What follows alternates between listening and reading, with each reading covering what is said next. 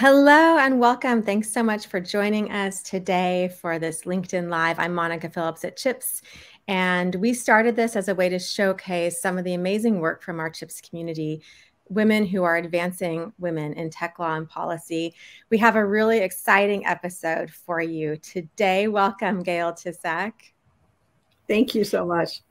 Gael is the global head of intellectual property for Olympus Corporation. She manages a patent portfolio of over 25,000 patents and an IP staff of nearly 200 around the globe. Before joining Olympus in 2018, Gael founded and led the Technology Transfer Office at Wichita State University. She has served in-house and in big law firms for many years. She graduated cum laude from the University of Michigan Law School, is a registered patent attorney before the USPTO, and is a frequent guest lecturer at several universities, including Georgetown Law School, the University of Michigan, the University of Maryland, and Wichita State University. Gael has been named an IP star by managing IP multiple times. Does not surprise me at all, Gael. Your work is incredible. She's also won the Women Leaders in Life Sciences Empowerment Award in 2016. She earned her bachelor's and master's in science in mechanical engineering from University of Michigan, and was an engineer and manager of Ford Motor Company for 11 years, where she was awarded a patent for a shielded circuit model. And I found out just a couple of days ago, she's also worked as a sound engineer, which is really interesting. Your work is just fantastic. And I'm so glad to have you here at Olympus. Just 2 months ago, Gael and her team launched a women's leadership program with help from McKinsey. And that's what we're here to talk about. So welcome. Well, thank you so much. I'm really glad to be here. Thank you for inviting me.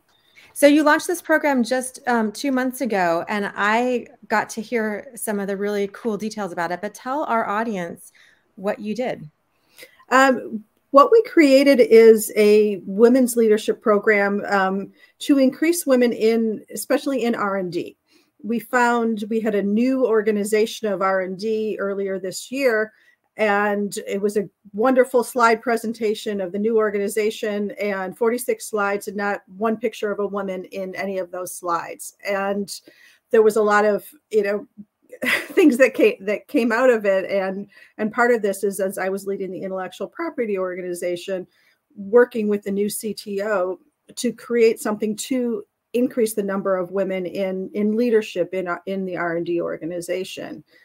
So we partnered with McKinsey to create this program and really looked at it. And McKinsey did a lot of diagnostic surveys ahead of time to understand from the women in the organization what they needed, what they wanted to become, to get into leadership, and designed this program, and designed a program that's consists of fireside chats, of workshops, of mentoring, sponsors, peer counseling, all sorts of projects that they're doing, and created this globally. We actually have cohorts from Japan, Europe, and the US. So, oh, Monica, I can't hear you. Thank you. I muted myself. Thank you, Gael. I love what you said, that you started this initiative, this R&D initiative, had 46 slides of leaders, all men. Yes. And you were supposed to be included in that group. I was supposed to be included. I'm one of the reports for the CTO, and I actually was. Not only was I left off the slide deck, I was actually not even invited to the meeting. So. Yeah. And so we could talk about what you think was happening there. But I think what's really important about this conversation is that things like this do happen, and you did something to change it. And you thought, you know what, this is actually not okay. And I think this is a big part of what ChIPs is, but we need women building the future of the world. We need women innovators, women inventors, women technologists, women in politics, women in government, women in law, creating and leading these organizations. And so you did something about it. You created this program. You got approval. Tell us about that approval process. It was interesting because it was we went through and we needed budget, obviously. And so put together why we should be doing it. What is the benefit to the organization, and look at, and there's a lot of statistics that you can find about how more diverse organizations perform better. That's something that certainly helps convince people. There's statistics that we're a medical device company. 2/3 of medical device injuries are to women. And my belief is that is because men are designing and testing these products. And really went through and had to put the budget together, get it approved. And I kind of wouldn't take no. I went to a lot of people and sold it, and it actually ended up going to a member of the board of directors, and the only female member of the board of directors, and getting her convinced. And then she sent some emails, and the next day my budget was approved. Nice. So you have 40 women in the program between Japan, Europe, and the US, at least one participant in the Twin Cities office, which is how you came to me through the Twin Cities, the Minnesota chapter of ChIPs. What is the goal of this program? The goal is to have those slides next time they're published, have women in them, is to really understand what it is that's keeping women from being in leadership. And speaking with the CTO, he wanted to put women in those positions reporting to him, and he felt like there just weren't any. There weren't any. And so what we're trying to do is get them the training, get them the mentorship, the sponsors. Every woman in the program has a senior management sponsor to get them what they need so they can be in that leadership position. How involved is the CTO in this program? He's very involved. He's attended our fireside chats. I meet with him every month and update him on this program. He's going to be part of some sort of smaller group sessions that we're going to launch in January and February, meeting with a few people at a time. And so he's going to commit to several hours to meet in these small group sessions, and has really been a part all along the way. It's been amazing. And so maybe throughout or by the end of this program, will women from this program, from these 40 women, be selected as leaders in another initiative? Yeah, that's the goal, is to get them to the point where they will be put into positions where they'll have that visibility and be given that opportunity. Yeah. So this is a pretty big undertaking. You've put a lot of time and resources into creating this and launching it. And I'm so glad that you are doing this. A lot like what we're doing at ChIPs and launching the General Counsel Bootcamp is to help women who are 1 or 2 spots away from that top position to elevate them into those leadership positions. And I think that part of just naming these 40 women and telling your entire organization, hey, these 40 women are going to be leaders within the organization. What have you noticed about that? I mean, I think it's funny because what I've noticed is they're starting to speak up about things. Is you're starting to see them in meetings asking questions and getting involved in global events, and there's different working groups that we have, and so they're really starting to feel like that somebody's going to listen to them, that they have a voice. So that's great. Well, and Rohini Rebello D'Souza says here, Gail has always been about extending her circle of influence. I have benefited firsthand from her action, leadership, and inclusion. She's action-oriented and persistent in her activism. I love it. Leadership, women empowerment. This is what I've been hearing. And this is what I hear, from everyone who I've talked to, is that you're doing this, and you've done this in several other organizations as well. So Olympus is really lucky to have you. And what can you tell other organizations who would love to get to this point where they are intentionally elevating women into leadership spots so that they can just get started? Like one thing to get started. I think, the one thing is benchmarking where you are compared to other companies. A lot of what I did to start with is looked at what are the percentages of women in leadership, of women in R&D, and the different things in my company compared to the other company. And, as a lawyer, I love data. I'm a patent attorney. I love data. I'm an engineer, and most of the people in business that we deal with are really the leadership is engineers and finance people. So they understand numbers. And so when you can show them data that says, this is your company compared to other companies, this is the benefit of doing a program like this, gathering those numbers and that kind of data, that is really the first step in convincing people to get support for these types of programs.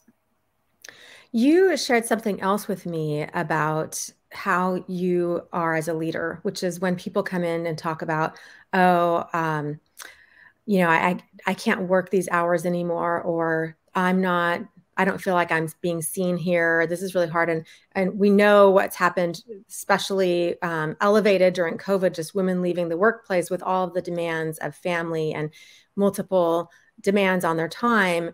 When you show up at work for this really big commitment and you're not even seen and you don't feel like you belong, it feels pretty crappy. Tell us some of the things you've done. I mean, I really love this story you shared with me about really helping someone ask for something that they didn't even ask for themselves.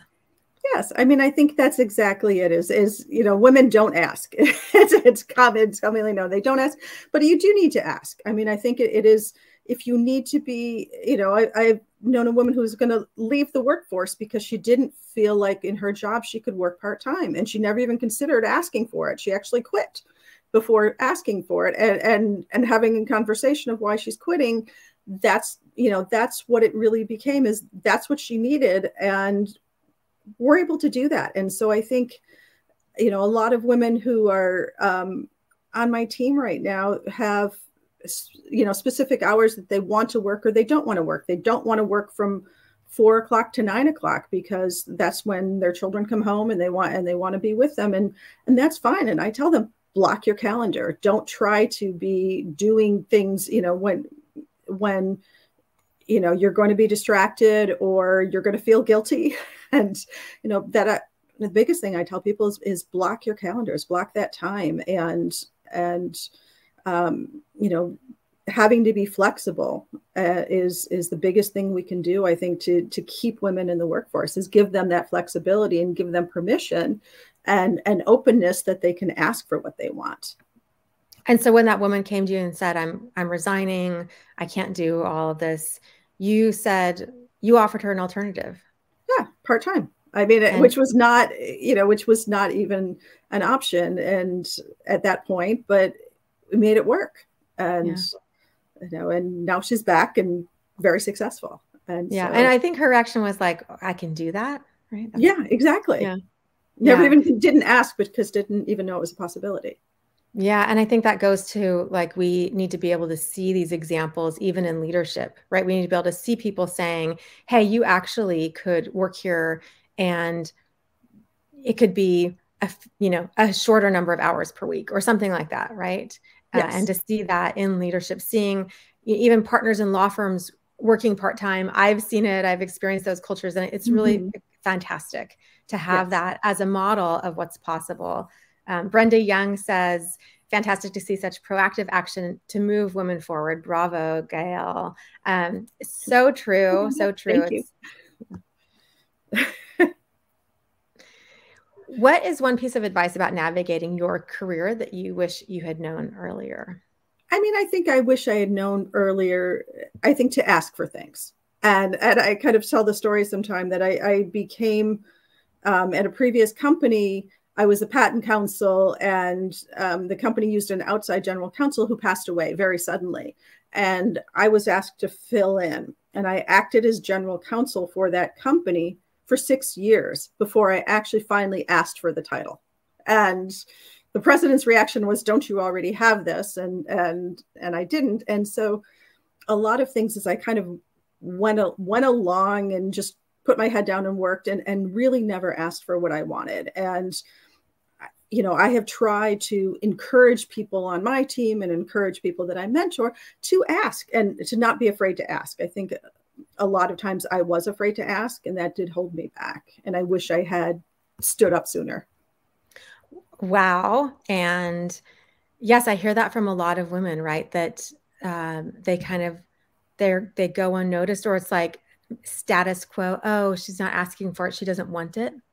Right. The assumptions that are made in the workplace and really standing up for yourself is so important. Jordan Golom says reduced hours doesn't have to be forever, but it can keep talented women in the workforce that might otherwise leave altogether. And I think the example you shared, Gail, is that woman is now a VP leader working full time again, correct?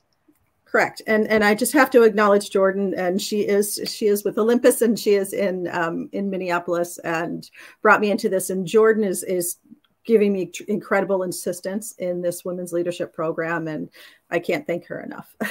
That's awesome. Yes. And I'll thank Jordan too for bringing you to us. So fantastic. The Minnesota chapter of ChIPs is really involved and engaged. And I love the membership there. And I'm slightly biased because I lived in Minnesota for 5 years. So I absolutely love Minnesota and Prince. So tell us about, as a leader, how you use yes and. And I love that you talk about this, because as a coach, this is very popular technique, right? Instead of being no, but it's yes and, which empowers everyone around you. And I'd love to hear how you're using that in the workplace. Yeah, and that came to me from an executive coach. There was a comment when I was first general counsel that I was saying no a lot. That I was saying, no, we can't do this. No, we can't do this. And starting with an executive coach, it was a different approach. Is saying yes and is when someone makes a suggestion, when someone makes a request that might not quite be what you want, you say yes to it, and we could also do this, and wouldn't it even be better? I love your idea, yes, and let's add something else. Let's do this, and you get such a different reaction when you say that, and it's just so much more positive, and it brings people together to work with you more.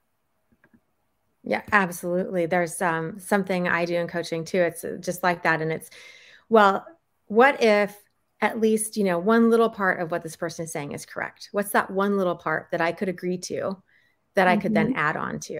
And I love hearing that you do that. It's fantastic. Yeah. Is there, if you really look at this women's leadership program that you've launched, is there something that you really want to see come from this more than right now, but bigger, like your biggest version of what this is?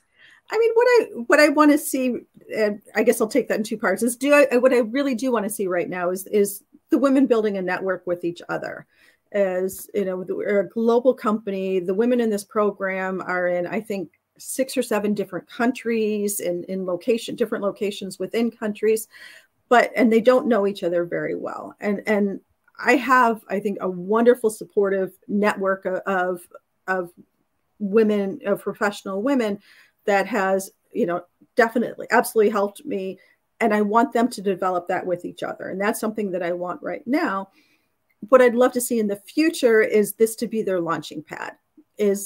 I would love to be watching one of these women on a LinkedIn Live 10 years from now, or 5 years from now, as they're the new CTO, or, in that position, and talking about, yes, I never really thought I could get there, but then I was in this leadership program and it started me on this journey. And now I'm, the CTO of this multi-billion-dollar corporation. And that's my goal. That's what I really want to see. That is awesome. I love that vision. What is important to you about elevating and advancing women in tech, law, and policy?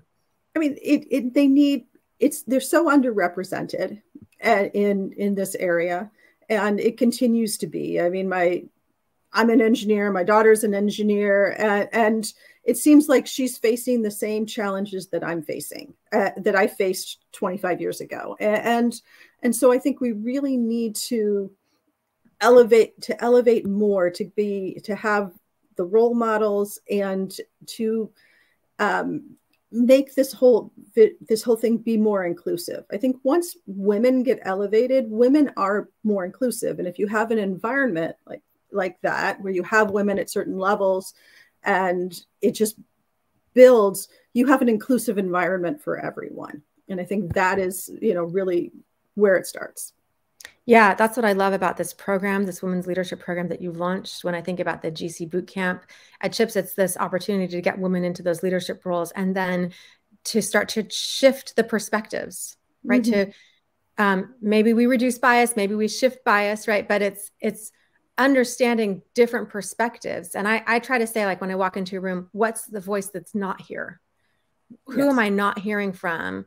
Because I can't be that person, but I could say, like, well, there's a part of this that's missing. And I see that in AI. Like you mentioned, medical devices, automobiles. There are all these opportunities for us to start to design for women, right? Yes. When I get into a car, I'm 5'3", it doesn't fit me quite right, you know? And I love my seats are very adjustable, so it's great. But I can tell how it would be different if I were a man and I were 5'10", you know? And so some of those differences really show up for us in how we go through our daily lives. Absolutely. Women are not just smaller men. And so, you know, product design, especially for vehicles and medical devices, implants, all of those types of things. I think that's why women are more likely to be injured in auto accidents. Women are more likely to be injured by medical devices because, again, it's not having that input in the design and testing of those devices. What's your favorite part of the work that you do? I think my favorite part is just is talking to people, is the connections. It was really hard during COVID not traveling. I love traveling. I love going to sites and sitting with the teams and understanding what people need and connecting people. A lot of my philosophy when I started this role in IP was to make it business-minded IP, is to really connect my patent team to the business. So they understood the business strategy. And so making those connections between people and so is I think is absolutely my favorite part. You mentioned the shout out to Jordan and her involvement and support of the Women's Leadership Program. What's one way others can be part of the solution? I think just, again, is understanding the problems, putting the data behind it, and then not being afraid to ask. You know, I mean, I think you have to put your time into it and make sure you are invested in it. I mean, one of the funny things with McKinsey is I've been working with them on the program, and one of the people at McKinsey, and it was for a couple months because it took us several months designing the program, and one of the people at McKinsey thought this was my full-time job, and that it could be, right? Yes, it could be. But it's like, oh, I have a day job. Also, I have 190 people and 25,000 patents and a few other things going on. But that, I think to really do this, you have to be dedicated to it, and it has to be important. And so it's funny that, that's what they thought I was like an HR DEI person. And I'm like, no, I'm just the head of IP. This is my side job. Right. but I it's something that I thought I have put a lot of time into. Yeah, it's impressive. Renelle Geldenhuys, who's the one of the co-leaders of our Australia, New Zealand chapter, mentioned on LinkedIn Live how sometimes it's just a matter of choosing the woman. Yes. Absolutely. And I think how many times when you look at this photo of the 46 male leaders, how many times could it have been a woman? And Absolutely. If it's not qualified, is it maybe just not asking the right questions, or not seeing someone, or that other person, the woman, wasn't given the same opportunities to be in that spot? So how do you start to make those subtle shifts so that they can be chosen? And I think some of that too is recognizing, the biases or the unconscious bias. And a lot of like in Japan, a lot of the networking between people and how the people get to know each other is through drinking parties after work. There's a lot of that goes on, but those are all men.